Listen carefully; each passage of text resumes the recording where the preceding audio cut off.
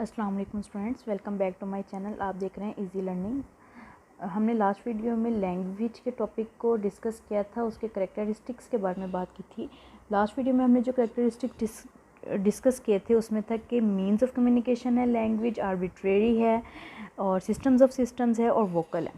बाकी जो कुछ इस वीडियो में हम अपने बाकी रिमेनिंग करेक्टरिस्टिक्स को डिस्कस करने जा रहे हैं।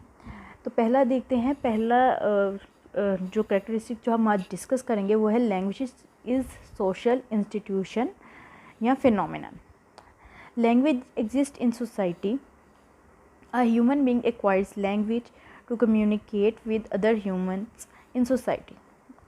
It is a set of rules which permits its member to interact and cooperate with each other.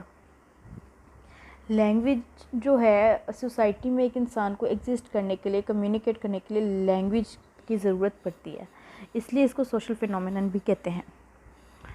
ये इंसानों को ज़रिया फ़राहम करती है कम्युनिकेट करने का, इंटरेक्ट करने का, कोऑपरेट करने का एक दूसरे के साथ। नेक्स्ट है language is symbolic.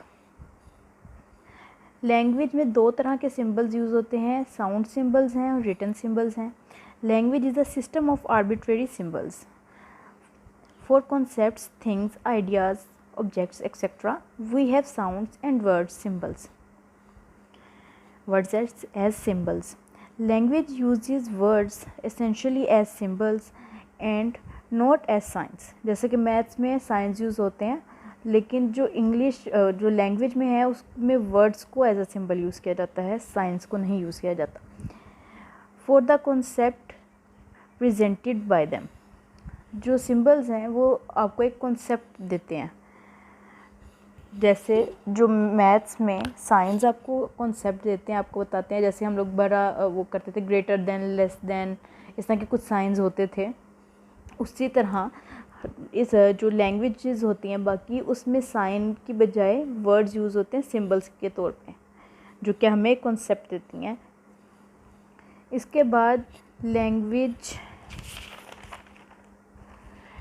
Is non instinctive and conventional. No language was created in a day out of a mutually agreed upon formula by a group of humans. बहुत मुश्किल है कि एक जैसे अभी तक देखें, इतना टाइम गुजरने के बावजूद लैंग्वेज की एक डेफिनेशन ऐसी नहीं है जिस पे सब एग्रीड हो। सेम इसी तरह लैंग्वेज के किसी भी जो वर्ड है या कोई स्ट्रक्चर है उसको क्रिएट करने में बहुत ज़्यादा टाइम लग जाता है, क्योंकि सबको एक प्लेटफॉर्म पे इकट्ठा करना बहुत मुश्किल हो जाता है। सबका एक वर्ड को लेके या एक थ्योरी को लेके एग्री होना बहुत मुश्किल हो जाता है। Language is the outcome of evolution and convention. Each generation transmits its convention on to the next. इसमें कहना वो ये चाहते हैं कि लैंग्वेज जो है वो अब देखें, जैसे जब लैंग्वेज नहीं थी, एक बच्चा जब पैदा होता है वो साउंड्स निकालता है, वो साउंड से आहिस्ता आहिस्ता उन्होंने उन सिंबल्स से आहिस्ता आहिस्ता उन्होंने वर्ड्स बनाए, और वो वर्ड्स कन्वे होते होते यानी कि बाप बेटा वो बच्चा भरा हुआ, उससे अगली जनरेशन में कन्वर्ट हुए, उससे अगली जनरेशन में कन्वर्ट हुए, तो आहिस्ता आहिस्ता उसमें थोड़ी सी चेंजिंग्स कर करके उसको एक प्रॉपर वर्ड की शक्ल दे दी गई। बहुत एक लॉन्ग प्रोसेस होता है किसी भी लैंग्वेज को बनने के लिए, बहुत लंबा अरसा दरकार होता है।